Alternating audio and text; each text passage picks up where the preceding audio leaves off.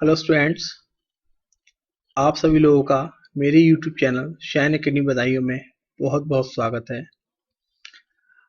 जैसा कि सितंबर माह में एग्ज़ाम हमारे शुरू हुए थे 23 तारीख से लेकर 27 सितंबर तक के लिए। आज सभी छात्रों का पेपर जो रह गया है, आज लगभग लगभग सभी छात्रों का एग्ज़ाम कंप्लीट हो जाएंगे। चूँकि तैयारी अब हम लोगों को शुरू करनी है अक्टूबर माह की, तो अक्टूबर माह के लिए भी तैयारी में सभी छात्र लगे हुए हैं। उसी क्रम में अब हम लोग अक्टूबर माह के लिए आप लोगों के लिए स्पेशल वीडियो लेकर आ रहे हैं अपने YouTube चैनल पे।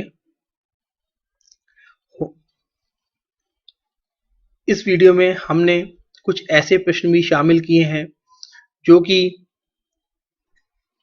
ट्रिपल सी के सितंबर माह में आए हुए हैं। बहुत सारे क्वेश्चंस ऐसे हैं कि ट्रिपल सी के सितंबर माह में आए हैं, हमने उन क्वेश्चंस को भी इसमें शामिल किया है। और इन्हीं सब बातों को ध्यान में रखते हुए हम अब अक्टूबर की वीडियोस को शुरू कर रहे हैं। चलिए शुरू करते हैं इस वीडियो को। पहला क्वेश्चन आप लोगों के सामने ये रहा। लिब्रे ऑफिस इम्प्रेस व्यू जो केवल टेक्स्ट को प्रदर्शित करता है, वो कौन सा व्यू है जो टेक्स्ट को रिव्यू करता है? आउटलाइन व्यू है, ऑप्शन ए आउटलाइन व्यू का है, ऑप्शन बी स्लाइड व्यू का है, option C slide sorter view का है, ऑप्शन डी है नोट्स पेज व्यू। तो हमें यहाँ पे इसका राइट आंसर बताना है। राइट आंसर इसका क्या होगा? इसका जो सही उत्तर है ऑप्शन ए है आउटलाइन व्यू। ठीक है, नेक्स्ट क्वेश्चन। निम्न में से कौन एक उबंटू में एक ईमेल क्लाइंट है? हमसे ये पूछा गया है कौन सा उबंटू का ईमेल क्लाइंट है। ए आउटलुक एक्सप्रेस है, बी हॉट वर्ड है, सी थंडरबर्ड है, डी ट्विटर है। तो हमें ईमेल क्लाइंट बताना है उबंटू ऑपरेटिंग सिस्टम का। तो देखिए उबंटू ऑपरेटिंग सिस्टम का जो ईमेल क्लाइंट है उसका नाम है ऑप्शन सी थंडरबर्ड। ठीक है, कुछ मैंने उबंटू ऑपरेटिंग सिस्टम से भी क्वेश्चन इस वीडियो में लिए हैं क्योंकि बहुत सारे क्वेश्चंस आ रहे हैं उबंटू ऑपरेटिंग सिस्टम से रिलेटेड। अगला ऑप्शन है यह विंडोज ऑपरेटिंग सिस्टम के लिए संपादक नहीं है, यानी कि जैसे कि विंडोज ऑपरेटिंग सिस्टम में हम इसमें से किन सॉफ्टवेयर का यूज नहीं कर सकते हैं? Option A notepad, option B write pad, option C MS Word, option D WordPad. तो हमें यहाँ पे सही उत्तर देना है अपने सभी छात्रों को कि इसका सही उत्तर क्या है। तो देखिए मैं आप लोगों को बता दूं, विंडोज ऑपरेटिंग सिस्टम में हम लोग notepad, word pad, MS word सभी यूज कर सकते हैं। हमारे लिए जो नया ऑप्शन है वो राइट पैड है। राइट पैड नाम का कोई भी सॉफ्टवेयर विंडोज ऑपरेटिंग सिस्टम में नहीं होता है। ठीक है, तो इसका जो आंसर करेक्ट आंसर होगा वो ऑप्शन बी है राइट पैड। अब हम अगले क्वेश्चन की तरफ चलते हैं। अगला क्वेश्चन है सॉफ्टवेयर जो उपयोगकर्ता को वेब पर सामग्री के साथ इंटरकनेक्ट करने में सक्षम बनाता है। देखिए बिल्कुल शुद्ध हिंदी का प्रयोग किया है मैंने यहाँ पे, क्योंकि ऐसी ही लैंग्वेज लगभग एग्जाम्स में आ जाती है तो स्टूडेंट्स बहुत सारे कंफ्यूज हो जाते हैं कि ये लिखा क्या है। उसमें टेंशन वाली बात नहीं है क्योंकि पेपर में जो क्वेश्चन आपके सामने आएगा वो हिंदी इंग्लिश दोनों में ही अवेलेबल होगा। आप लोगों को उसका सही आंसर बताना है। तो उसका जो सही आंसर होगा वो होता है भाई वेब ब्राउजर, क्योंकि ब्राउजर के माध्यम से ही हम वेब पर किसी भी सामग्री के संग इंटरकनेक्ट कर सकते हैं। यानी कि वेब ब्राउजर ओपन करेंगे तभी गूगल पे जाएंगे या किसी भी सर्च इंजन पे जाएंगे, तो उस सर्च इंजन पर जाने के बाद हम लोग वहां पे कोई भी चीज सर्च कर सकते हैं। तो इंटरकनेक्ट करने के लिए वेब ब्राउजर सबसे ज्यादा उपयोगी होता है, क्योंकि वेब ब्राउजर से ही हम इंटरनेट से कनेक्ट होते हैं। इंटरनेट से कनेक्ट होने के बाद सबसे पहले हमें वेब ब्राउजर ही ओपन करना होता है किसी भी चीज को सर्च करने के लिए। चलिए अगले क्वेश्चन की तरफ चलते हैं। निम्नलिखित में से कौन सा विकल्प हैंडआउट प्रिंट करते समय नहीं है? ऑप्शन ए 2 स्लाइड पर पेज, ऑप्शन बी 6 स्लाइड पर पेज, ऑप्शन सी 3 स्लाइड पर पेज, ऑप्शन डी 5 स्लाइड पर पेज। तो इसका जो करेक्ट आंसर है, उसका जो करेक्ट आंसर हमें देना है, जो सही उत्तर है वो 5 स्लाइड पर पेज।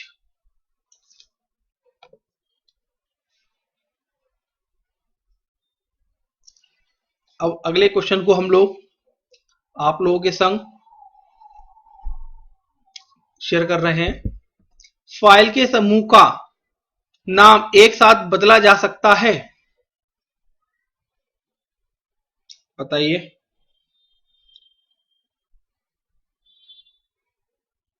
तो उसका right answer option A true, option B false.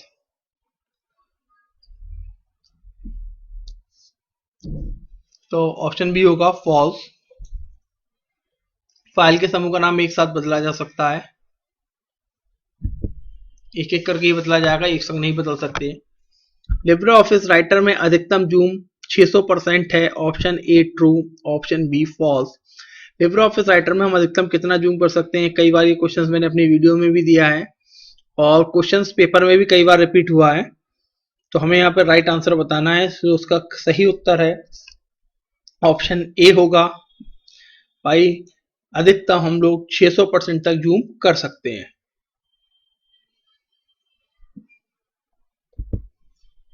Linux में सब कुछ कैसे संग्रहित किया जा सकता है? ऑप्शन ए एग्जीक्यूटेबल से, बी डायरेक्टरी से, सी प्रोसेस से, डी फाइल से।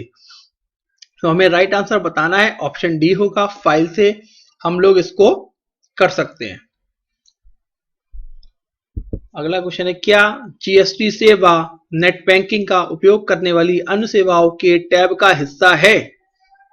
जीएसटी सेवा,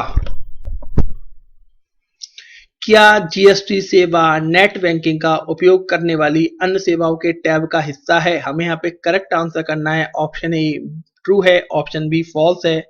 तो करेक्ट आंसर ऑप्शन ए होगा, ट्रू।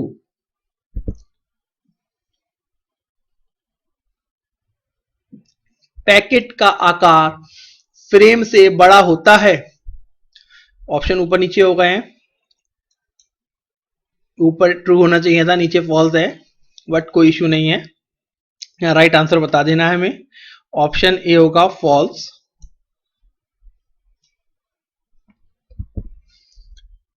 लिब्रे ऑफिस राइटर में अधिकतम फॉन्ट का आकार 90 है।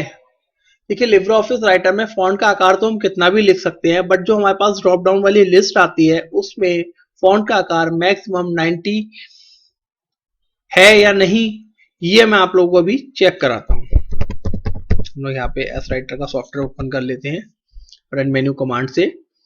कभी कभी क्वेश्चन आ जाता है रन मेन्यू कमांड में लिब्रे ऑफिस राइटर खोलने के लिए क्या कमांड लिखी जाती है।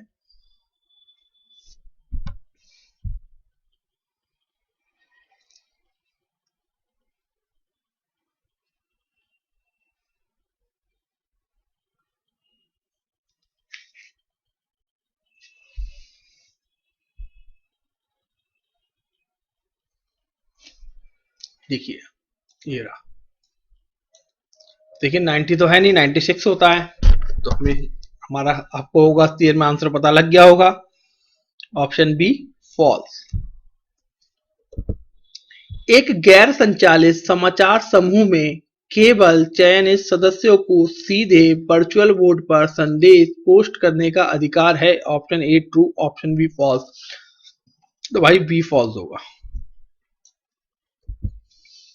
बिजली बंद होने के बाद स्टोरेज अपने डेटा को बरकरार रखता है, उसे कहा जाता है ए volatile storage, non volatile storage, sequential storage, direct storage. तो यहाँ पे राइट आंसर बताना है। देखिए नॉन वॉलेटाइल मेमोरी कह सकते हैं, नॉन वॉलेटाइल स्टोरेज भी कह सकते हैं, ठीक है।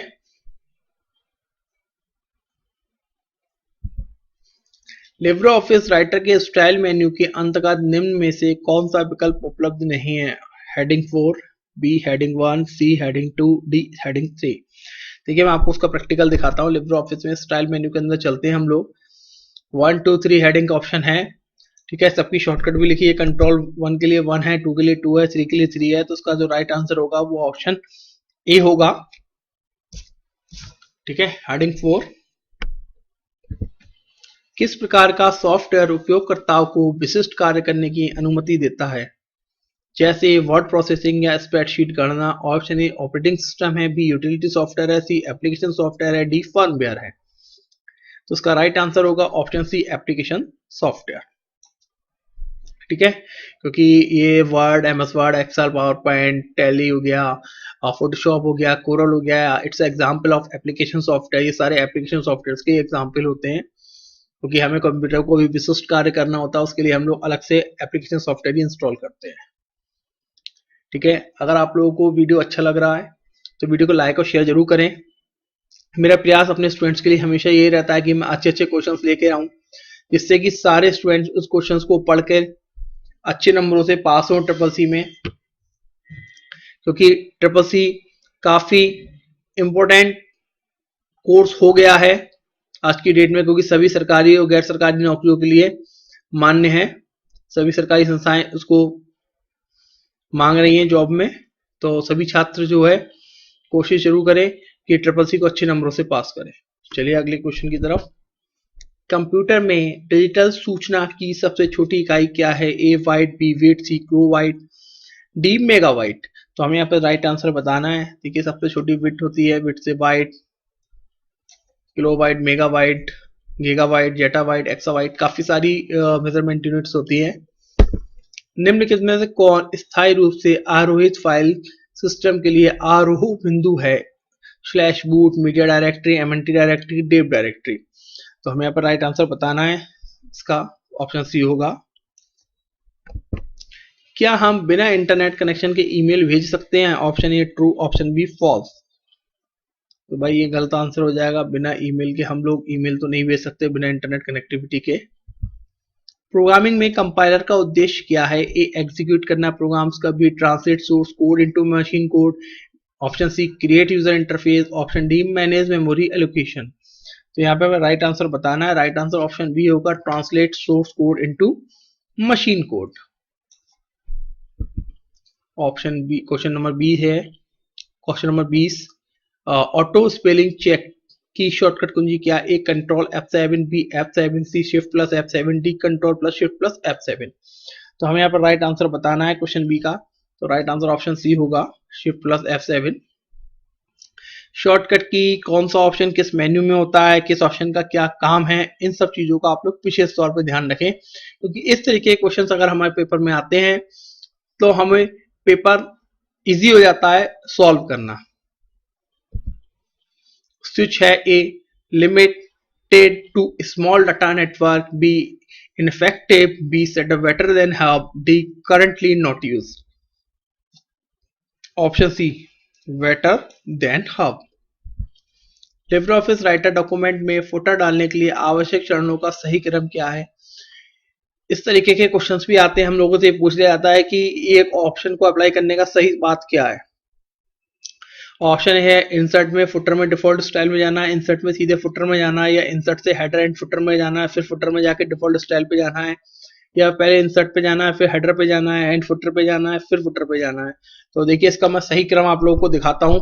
मैंने सारे ऑप्शन बहुत जल्दी जल्दी पढ़ दिए, कुछ समझ में नहीं आया होगा, लेकिन अभी समझ में आएगा प्रैक्टिकल जैसे ही मैं आप लोगों को दिखाऊंगा। इंसर्ट में जाएंगे, first of all header and footer में जाएंगे, फिर हमें जो भी ऑप्शन अप्लाई करना है, हेडर करना है हेडर डिफॉल्ट स्टाइल में जाएंगे, फुटर करना है फुटर डिफॉल्ट स्टाइल में जाएंगे। ठीक है, तो हमसे फुटर पूछा गया, तो इसका जो राइट आंसर होगा ऑप्शन सी। ठीक है,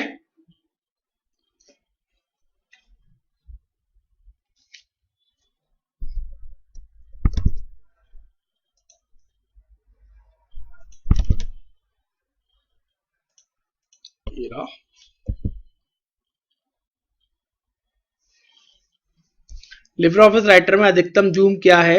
आई थिंक शायद ये क्वेश्चन दोबारा रिपीट हो गया है, अभी बताया था मैंने। चलिए टिक कर देते हैं।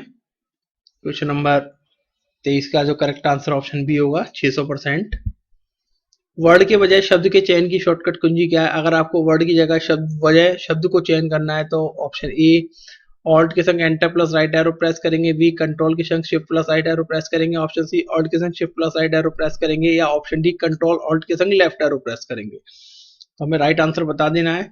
Control shift plus right arrow press करते हैं भाई सिलेक्शन के लिए।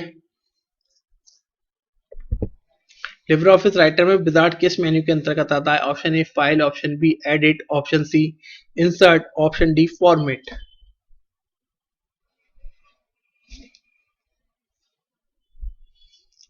ठीक है, तो हमें यहाँ पे क्वेश्चन नंबर 25 का राइट आंसर करना है। देखिए फाइल मेन्यू के अंतर्गत होता है, मैं भी आप लोगों को दिखा भी देता हूं। फाइल में विजार्ड, ठीक है। निम्नलिखित में से आपको बुलेट को पिछले स्तर पर लाने के लिए क्या करना चाहिए? Option A press the shift plus tab की, प्रेस द शिफ्ट की, प्रेस द टैब की, प्रेस द एंटर की। ठीक है, ऑप्शन सी में थोड़ी सी मिस्टेक हो गई है, आर मिस हो गया है टाइपिंग के दौरान। क्वेश्चन नंबर 26 का राइट आंसर बताना है, ये होगा। हम लोग आप लोगों के लिए निरंतर नए नए क्वेश्चंस लाते हैं, तो टाइप करने में कभी कभी थोड़ा सा इश्यू हो जाता है, टाइपिंग मिस्टेक हो जाती है, तो कोई बहुत बड़ा इश्यू नहीं होता है। तो कभी अगर कहीं ऐसा होता है मैं पॉइंट आउट नहीं कर पाता हूं, तो आप लोग ध्यान से, अगर कहीं आप लोगों को गलती दिख रही है तो कमेंट बॉक्स में जरूर मुझे बता दिया करिए, जिससे कि मैं अपनी गलती में सुधार कर पाऊं। चलिए अगले क्वेश्चन को, लिब्रे ऑफिस राइटर में निम्न में से कौन सी हाइपरलिंक में उपलब्ध विकल्पों को दर्शाता है? Place in the document, new document, internet, mail document, new document, C both, D none. अभी देखिए क्वेश्चन में पूछा गया है, हमसे हाइपरलिंक में उपलब्ध विकल्पों को दिखा रहा है। देखिए मैं भी आपको दिखाता हूं इंसर्ट में हाइपरलिंक में हमसे क्या पूछा गया है। इस तरीके का क्वेश्चन अगर आता है तो स्टूडेंट तो भयंकर तरीके से कंफ्यूज हो जाता है, उसकी समझ में नहीं आता ये क्वेश्चन पूछ क्या लिया। हमसे उन्होंने पूछा है हाइपरलिंक में जब आएंगे तो क्या क्या स्टेप्स होती हैं, इंटरनेट का होता है, मेल का होता है, डॉक्यूमेंट का, फिर न्यू डॉक्यूमेंट का। ठीक है, तो आप देखिए internet, mail, document, new document, option B तो हो गया राइट। ठीक है, मैंने आपको प्रैक्टिकल करके दिखा दिया, आप लोगों की समझ में आ गया होगा। ठीक है, लेकिन इस तरीके के क्वेश्चंस भी एग्जाम में आते हैं। तो अब होता है स्टूडेंट कहता है ये तो किसी किताब में था ही नहीं क्वेश्चन, लेकिन ऐसे अट्रैक्टिव क्वेश्चन, बढ़िया क्वेश्चंस जो स्टूडेंट्स को फायदा पहुंचाएंगे वो आपको हमारे यूट्यूब चैनल पर जरूर मिलेंगे। ठीक है, अभी कुछ समय पहले एक स्टेप ये भी पूछा गया था, मेल मर्ज विजार्ड में कितने स्टेप होते हैं, मैं आपको बताता हूं। मैंने अपने ही यूट्यूब चैनल पे इसको अपलोड किया था। हम जैसे टूल्स में आते हैं, मेल मर्ज विजार्ड में कितने स्टेप होते हैं, तो ये देखिए 5 स्टेप होते हैं। क्वेश्चन अलग है, अगर मेरी आप लोगों ने लास्ट वीडियोस देखी हो तो स्टूडेंट को पता लग गया होगा कि किस तरीके के क्वेश्चंस आते हैं, कैसी वीडियोस में हम लोग उनको आप लिए प्रदर्शित करते हैं। ठीक है, अगला क्वेश्चन, टेक्स्ट को अनइटैलिक करने की शॉर्टकट कुंजी क्या है? Option A control I, option B control F, option C control R, option D control C. तो देखिए जिससे इटैलिक होता है उसी को दोबारा प्रेस कर दो, अनइटैलिक हो जाएगा। मैं आपको प्रैक्टिकल करके दिखा देता हूं अभी। तो उसका आंसर तो पहले बता ही देते हैं, फिर प्रैक्टिकल बता देते हैं आप लोगों के लिए। ठीक है, मैं यहाँ पे कोई भी एक पैराग्राफ लिख लेता हूँ और थोड़ा सा इसको मैं हाईलाइट कर लेता हूँ। जैसे इटैलिक, कंट्रोल आई शॉर्टकट है, दोबारा क्लिक मारोगे नॉर्मल हो जाएगा, यानी कि उसी से इटैलिक होगा उसी से अनइटैलिक हो जाएगा। तो कोई कंफ्यूज होने वाली बात नहीं है कि स्टूडेंट कोई समझे कि हो सकता है अनइटैलिक की अलग शॉर्टकट होती हो, तो अनइटैलिक की अलग शॉर्टकट नहीं होती है, वही शॉर्टकट्स होती है। ठीक है, लिब्रे ऑफिस राइटर में पेज का चयनित भाग मुद्रित किया जाता है। Option A true, option B false. तो हमें क्वेश्चन नंबर 29 का जो राइट आंसर होगा, राइट आंसर हमें करना होगा ऑप्शन ए होगा। मेनू बार में टूल बार होता है? देखिए क्वेश्चन इस तरीके का है कि स्टूडेंट एकदम कहेगा हाँ होता है, ठीक है, बट नहीं होता भाई। मेन्यू बार अलग है, टूल बार अलग है। फाइल एडिट व्यू इंसर्ट ये मेन्यू बार है, ये जो नीचे आ रही है फॉर्मेटिंग टूल बार है, स्टैंडर्ड टूल बार है। तो ये टूल बार अलग अलग होती है, तो कंफ्यूज नहीं होना है। हमें क्वेश्चन को पढ़ के सही आंसर पे टिक करना है, जिससे कि हम लोग अच्छे ग्रेड के नजदीक पहुंच जाएंगे। जितना पेपर सोच के समझ के आसानी से आप लोग करेंगे, क्वेश्चंस को पढ़ के करेंगे, तो आप लोग अच्छा ग्रेड 100% लेकर आएंगे। हालांकि वैसे तो ट्रिपल सी हमें पास आउट चाहिए होता है किसी भी कोर्स के लिए या किसी भी एप्लीकेशन के लिए, आगे ट्रिपल सी क्वालिफाइंग मांगते हैं, लेकिन हाँ इतना अच्छा ग्रेड होगा उतना आपके लिए बेनिफिट रहेगा। आप यूपीआई द्वारा भेजी गई राशि के लिए भुगतान रोकने का अनुरोध कर सकते हैं। Option A true, option B false. Correct answer बताना है भाई, फॉल्स नहीं कर सकते हम। एमएमआईडी में कितनी संख्याएं होती हैं? Option A 4, option B 5, option C 6, option D 7। तो हमें यहाँ पर राइट आंसर बताना है एमएमआईडी के लिए, तो भैया ऑप्शन बी होगा 5। यूपीआई के माध्यम से फंड ट्रांसफर की सीमा क्या है? ए 40,000, बी 50,000, सी 1 लाख, डी 2 लाख। तो हमें यहाँ पर राइट आंसर बता देना है ऑप्शन सी। इसका 1 लाख रुपए होती है, यूपीआई से पेमेंट कर सकते हैं, वो आप किसी भी चीज से कर सकते हैं, कैसा भी एप्लीकेशन ऐप हो। क्या आप एक ही मोबाइल पर एक से अधिक यूपीआई एप्लीकेशन का उपयोग कर सकते हैं यदि वह एक ही बैंक खाते से जुड़े हैं? तो भाई बहुत क्लियर सा एक प्रैक्टिकल है, ऑलमोस्ट सभी लोग जानते होंगे इसके बारे में। पहले तो राइट आंसर बता देते हैं, ऑप्शन ए ट्रू होगा। मैं आपको बता दूं ये कहना क्या जा रहा है। जैसे मान लीजिए किसी व्यक्ति का खाता एसबीआई बैंक में है, ठीक है, मैं आप लोगों को थोड़ा सा एक्सप्लेन कर देता हूं, ठीक है। अब उसने वही खाता एक बार तो गूगल पे अपना ऐड कर लिया, कोई दिक्कत नहीं। एक बार उसने फोन पे कर लिया, तो यूपीआई एप्लीकेशन उपयोग करके यदि वे एक ही बैंक खाते से जुड़े हैं, कोई दिक्कत नहीं है। आपका एक खाता है, आप गूगल पे से जोड़ लो, फोन पे से जोड़ लो, भीम ऐप से जोड़ लो, पेटीएम से जोड़ लो, आप एक अकाउंट कितनी भी यूपीआई ऐप से लिंक कर सकते हैं। अब देखिए इस तरह के क्वेश्चन आते हैं, स्टूडेंट कहते हैं अरे पता नहीं क्या क्या लिखा हुआ है, जो समझ में नहीं आया, जल्दबाजी में कोई भी टिक मार दिया। लेकिन प्रैक्टिकल समझने वाली चीज है, मैंने आप लोगों को जो समझाया उसको बहुत आसानी से। एक चीज और मैं कहना चाहूंगा अपने सभी छात्रों को जो ये वीडियो देख रहे हैं इस समय, कॉपी पेन का यूज जरूर करें। मेरी वीडियो को देखते समय मैं जो कुछ इंपॉर्टेंट पॉइंट्स बताता हूँ समय समय पर, तो वो नोट डाउन कर लें, आपको रिवीजन में काफी बेनिफिट मिलेगा। अगला क्वेश्चन, आरटीजीएस की सुविधा की शुरुआत कब हुई? ए 2008 में, बी 2005 में, सी 2004 में, ऑप्शन डी 2002 में। तो आरटीजीएस का पूरा नाम एक बार बता दूं, रियल टाइम ग्रॉस सेटलमेंट होता है। ये सुविधा बैंक में होती है जब हमें एक खाते से दूसरे खाते में पेमेंट ट्रांसफर करना होता है। बट इसकी सुविधा की शुरुआत किस सन में हुई थी, तो मैं ये आप लोगों को बताता हूं। इसका राइट आंसर ऑप्शन सी होगा 2004, ठीक है। निम्नलिखित में से किसका उपयोग भारत के बाहर पैसा भेजने के लिए किया जाता है? ए आरटीजीएस का, बी नेफ्ट का, सी स्विफ्ट का, डी आईएफएससी का। तो देखिए 3 कोड के बारे में तो लगभग लगभग सभी लोग जानते होंगे। एक नया ऑप्शन है, ऑप्शन सी स्विफ्ट कोड होता है। जब हम विदेशों में पैसा भेजते हैं तो हमें स्विफ्ट कोड की आवश्यकता पड़ती है। तो इसका जो राइट आंसर होगा वो ऑप्शन सी होगा। निम्नलिखित में से कौन ई वॉलेट का प्रकार नहीं है? A close wallet, B semi close wallet, C open wallet, D merchant wallet. तो हमें यहाँ पर राइट आंसर बताना है अपने सभी स्टूडेंट्स के लिए। हम इसका सही उत्तर आप लोगों को बताएंगे, मर्चेंट वॉलेट ई वॉलेट का प्रकार नहीं होता है। फोन पे किस प्रकार का ई वॉलेट है? ए क्लोज वॉलेट है, सेमी क्लोज वॉलेट है, ओपन वॉलेट है, नन ऑफ दीज। तो हमें यहाँ पर राइट आंसर बताना है। देखिए सेमी क्लोज वॉलेट की कैटेगरी में आता है फोन पे हमारा।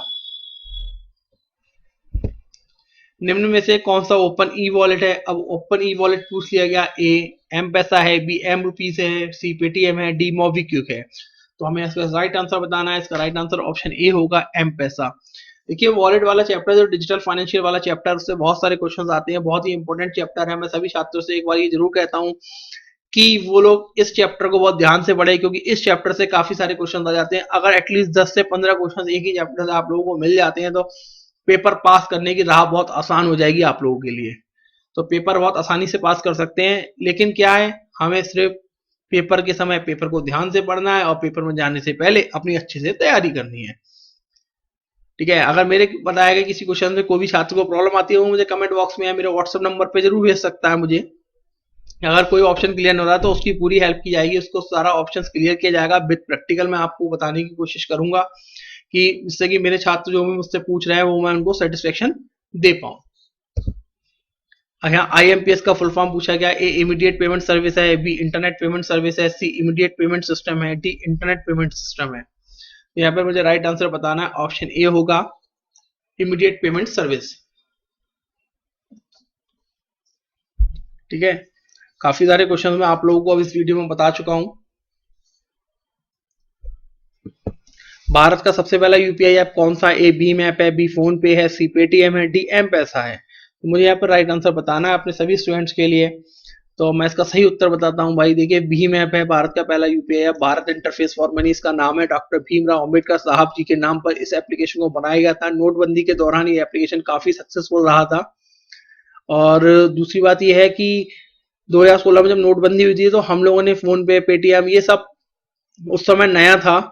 तो अब इसका बेनिफिट हम लोग काफी मिल रहा है। हम लोग बहुत आसानी से ट्रांसफर कर सकते हैं। बहुत सारी एप्लीकेशंस में फैसिलिटीज होती है हमारे लिए। तो इन सब चीजों का एक डिजिटल क्रांति है। बिल्कुल डिजिटली आज हम लोग काफी एडवांस हो गए हैं। नेफ्ट के जरिए फंड ट्रांसफर करने पर यूटीआर नंबर में कितने नंबर होते हैं? Option A 12, 14, C 16, D 22। ठीक है, तो हमें यहाँ पर राइट आंसर बताना है। ऑप्शन सी होगा 16। ठीक है, कभी आप लोग नेफ्ट करिएगा जाके बैंक से, कभी किसी के खाते में, तो आप लोग कोशिश करके बैंक से पूछिएगा कि सर यूटीआई नंबर कितने नंबर का जनरेट हुआ है, या वो आपको जो रिसिप्ट देंगे उसमें यूटीआई नंबर मेंशन होगा, तो आप उस पर काउंट कर सकते हैं। निम्नलिखित में से कौन रियल टाइम फंड ट्रांसफर सुविधा प्रदान करता है? A NEFT, B RTGS, C IMPS, D B and C. तो देखिए, इसमें option right answer option D होगा। फोन पे के द्वारा एक दिन में ट्रांजेक्शन की लिमिट क्या है? 20,000, बी 40,000, सी 50,000, डी 1,00,000। तो उसका जो करेक्ट आंसर होगा ऑप्शन डी होगा 1,00,000। ठीक है, इन सब चीजों में मैं आप लोगों को एक चीज और बता दूं कि मेरे जो क्वेश्चंस हैं जो मैं अपने छात्रों के लिए लेकर आता हूं, वो इसलिए नए नए क्वेश्चंस लेकर आता हूं जिससे कि वो लोग को एक अपडेटेड क्वेश्चंस मिले पेपर में जाने से पहले। वो वीडियो को देखें, उनको उस तरह के क्वेश्चन मिले तो उन बच्चों को कॉन्फिडेंस आता है कि हाँ, इस चैनल पे हम लोगों ने पेपर देखा था और हम लोगों को काफी अच्छे क्वेश्चंस मिले थे। उनमें से कुछ क्वेश्चंस हमारे पेपर में भी रिपीट हुए। भीम ऐप को किस रिजर्व बैंक गवर्नर के समय प्रारंभ किया गया था? ए रघुनाथ राजन, बी उर्जित पटेल, सी शक्तिकांता दास, बी डी एन के सिंह। तो हमें यहाँ पर राइट आंसर बता देना है अपने सभी छात्रों को। ठीक है, तो उसका सही उत्तर ऑप्शन बी होगा, उर्जित पटेल। MICR कोड में कितने अंक होते हैं? A 9, B 8, C 6, D 7। Magnetic ink character recognition या मैग्नेटिक इंक करेक्टर रीडर इसका पूरा नाम होता है, और ये कोड जो होता है बैंक के चेक पर होता है। हमें यहाँ पर राइट आंसर बता देना है सभी छात्रों को। ऑप्शन ए होगा 9। IFSC कोड में कितने करेक्टर होते हैं? ए 11, बी 3, सी 6, डी 9। तो हमें यहाँ पर राइट आंसर बता देना है सबने सभी छात्रों को। उसका राइट आंसर ऑप्शन ए होगा, 11 होता है। जैसे मैं एक एग्जांपल दे देता हूँ, SVIN इस तरीके का होता है।